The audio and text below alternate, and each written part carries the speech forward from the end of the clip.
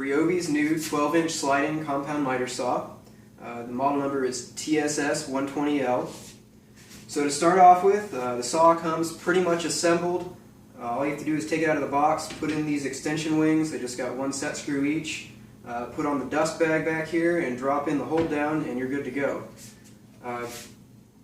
The saw itself is 43 inches from front to back when it's fully extended. It's got the slider that takes up quite a bit of room. So keep in mind if you're gonna put this on a workbench that's up against the wall, you need from the wall to this front mounting bolt is 31.5 inches. And you have to bolt it down if you don't have this adjustable front support on something solid, otherwise the saw can tip forward. So just keep that in mind for your workshop geometry and the setup you've got. Hopefully the saw isn't too big. As far as the miter functionality goes, it goes all the way to 52 degrees on the right side and 47 on the left. It's got detents at 0, 15, 22.5, 31.6, and 45 degrees. So you can hear it will click in. It's also got a detent override lever underneath this. So you hold it in, and now you can turn if you're doing repeated cuts at weird angles. This is a great feature. You don't have to hold that lever down. Pull it up one more time, and it clicks off. The cut capacity on this is 13.5 inches by 1.5 inches, so a 2 by 14. Alternatively, Ryobi mentions in the manual the cut capacity for a 4 by 6 is the alternate higher workpiece. It doesn't list 4 by 14, and I'm not quite sure why, because it certainly looks like the saw can handle that. I don't see any clearance issues. It might be a power issue. The stock blade it comes with is kind of bad. Don't worry, the saw's unplugged. Some of the teeth have pretty bad brazing on them. They're 40-tooth carbide blade, but some of the brazing sticks out past the kerf actually. And the saw blade seems to be a little bit unbalanced when you run it up. There's a lot of vibration in the saw. After a little bit of a wear-in period, I think some of that was the bearings getting settled into place.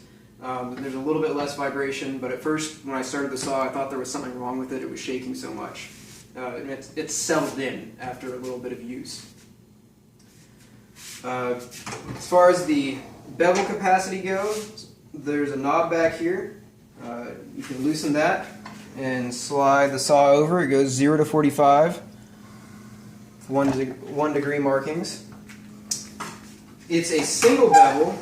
Because of the way Ryobi set the motor on the side right here, if you're going to do a right bevel, this will be in the way of the workpiece, so it's left bevel only. And for that, this fence has got a little set screw, and it slides back out of the way so you're not going to hit it.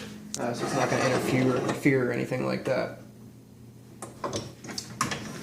As far as locking down the slider goes, there's this set screw right here. You can adjust and stop it from sliding if you want to keep it in one spot and you don't want to deal with the slider.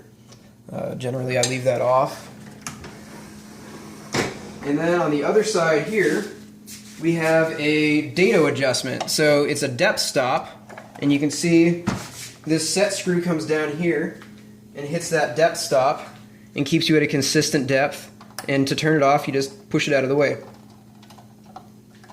It's a good feature. The depth on those non-through cuts seems to be pretty consistent. I measured it with some calipers and it did just fine. One note, the last 2 inches on that is not flat because of the curvature of the blade. So you'll have to put a sacrificial workpiece out here if you're doing dados. One of the features I really like about this saw is the hold down. It's basically just a knurled steel rod with an aluminum arm on it and one thread rod. And the way I really appreciate this design is I've had hold downs before that have like 4 set screws on them. But for this case, you just set it in place and turn the knob and it's there. Friction takes care of everything, so there's no bunch of set screws to mess with and fiddle with. We'll go ahead and plug this in and take a look at the laser next. The laser is really where this saw could have been awesome, but I think it's kind of a shortcoming. Ryobi's got what they call the exact line laser, which you can actually see it's on both sides of the kerf right here, which is a great idea, but the execution Ryobi had for it isn't that great. So you can see this laser line is right up on the side of this cut. Watch what happens as I pull the saw blade. Well, first of all, when I touch the saw blade, I'm applying very light pressure to it, and you can see the laser line moves. Now as I pull the saw blade down, the laser line ends up all the way on the other side of the kerf. Do that slowly and you can see it comes back. Now it's on this side. Part of that is due to, I think, both of these lines converge on the left side of the cut. However, seeing a moving laser line while I'm bringing the saw blade down to make a cut's pretty confusing. And plus, the way I usually use my laser is I'll hold a workpiece here outside of the cut zone and slide it back and forth, line up my mark, and make a cut.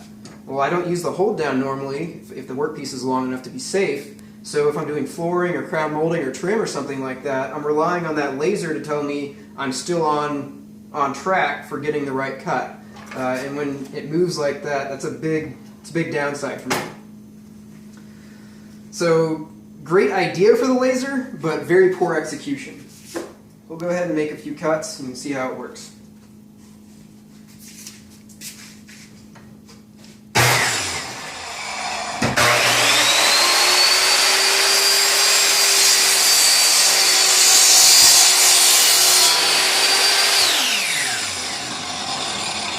You see there was a bit of vibration in the saw as I was cutting.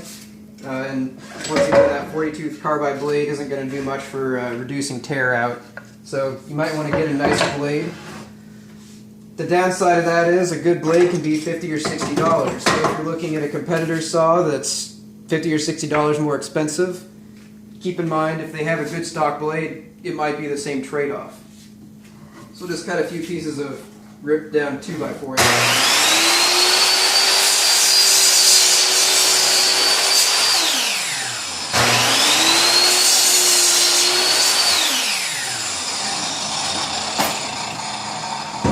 Saw seems to have plenty of power.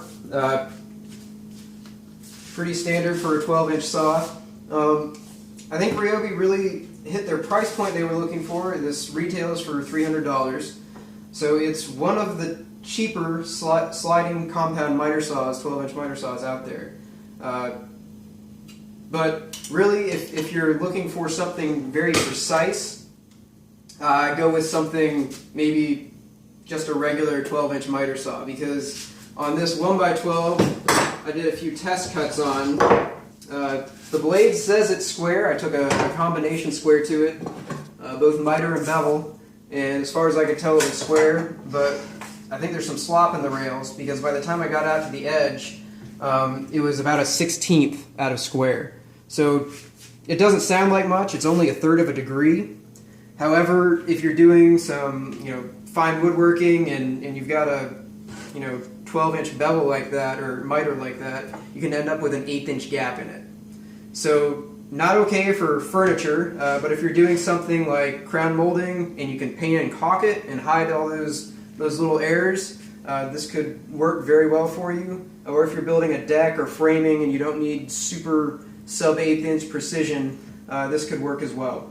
So just keep in mind, not for precise work, but for general DIY homeowner needs, it'll get the job done.